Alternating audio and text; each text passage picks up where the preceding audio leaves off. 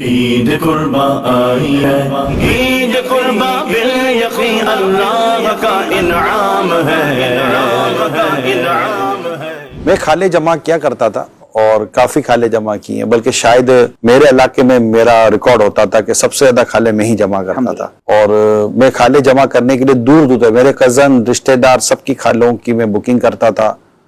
اور دور دور تک جاتا تھا۔ موٹر سائیکل میرے پاس ہوتی تھی، اس کے دونوں طرف کلپ لگا کر دونوں طرف باسکٹ لگا دیتا تھا اور یوں کھالے اٹھا اٹھا کر دور دور سے ہم لایا کرتے تھے علاقے میں۔ اپنے ہاتھوں سے اٹھانا کپڑے ڈیفینیٹلی اٹھانا ہی اپنی خود ہی کرنا ہوتا تھا سارا، یعنی میرا ایک ذریعہ ہلکا ہوتا تھا باہر کا، وہ تو یہ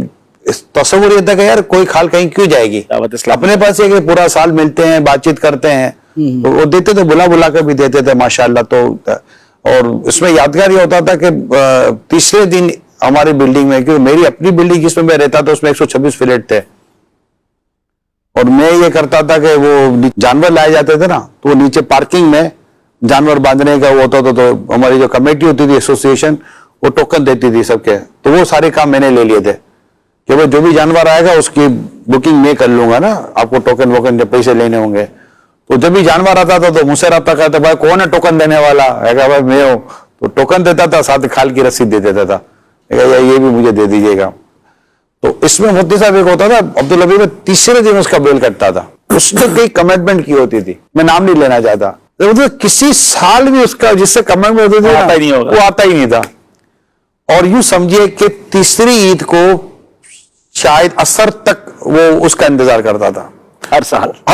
اور میں عصر تک اس کا انتظار کرتا تھا ہر سال، اور وہ مجھے بلاتا تھا۔ تیسری عید کو ہے نا، وہ کھال جمع کرنے والے تھک گئے ہوتے ہیں، ان کو پتا ہے 2-4 ہی کھالے ہوں گی، تو اٹھنا پھر جانا، تو بندہ نارملی کارکنان جو ہوتے ہیں اپنی فیملی کے ساتھ، لیکن دعوت اسلامی والے میں تو ایک ذہن تھا کہ ایک بھی کھال کیوں جائے گی، تو وہ عصر کے بعد یا کسی ایسے جگہ پہ پھر آواز آتا تھا، عمران بھائی لے جا، وہ نہیں آیا، ٹھیک ہے میں بھی تیرا انتظار کر رہا تھا، تو مجھے ہی بلائے گا۔ تو الحمدللہ ہم کھال قربانی کے جانور کی کھالوں کی بکنگ لینا، پھر پہنچانا، اور تینوں دن پھر ہم وہ نماز فجر کی وہی ادا کرنے کے، پہنچے نہ پہنچے تو رات وہی سوتے تھے مسجد کے اندر ہی، اور وہی فجر میں اٹھاتے تھے اسلامی بھائیوں کو، وہی فجر کی نماز، کیونکہ دوسرے اور تیسرے دن جو ہے نا وہ فجر کی نماز سے پہلے ہی قربانیاں شروع ہو جاتی ہیں، جماعت سے پہلے، اور فجر کی جماعت تک تو کئی جانور کٹ کر فارغ ہو چکے ہوتے ہیں، اور فجر کی نماز پڑھ کے نکلتے ہیں نا تو کئی وہ تو ہمیں مطلب اس وقت فجر کی جماعت سے پہلے ہی کھالے کلیکٹ کرنی ہوتی ہے، اور فجر جماعت سے پڑھنی ہوتی تھی،